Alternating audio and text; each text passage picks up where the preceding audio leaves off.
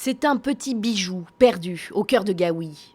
Le palais historique du sultan du village, construit au XIXe siècle, est transformé il y a bientôt 30 ans en musée. La survie des lieux repose sur la bonne volonté de ces 3 hommes. Parmi eux, le directeur, en boubou bleu, il a 80 ans. Je suis vieux, je continue à travailler pour le musée. S'il y a des jeunes Kotoko qui veulent me remplacer ici, je n'y vois aucun inconvénient.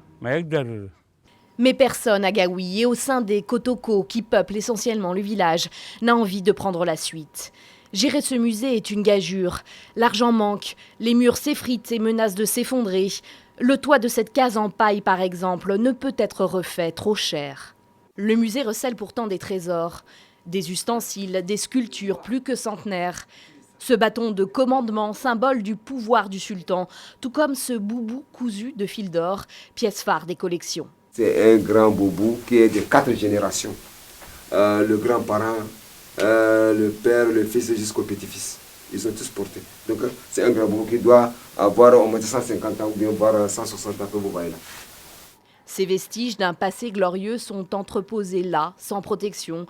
Le guide du musée veut aussi passer la main. Il est la seule mémoire du peuple Kotoko. Aucun écrit n'existe et l'actuel sultan de Gaoui n'a pas de solution.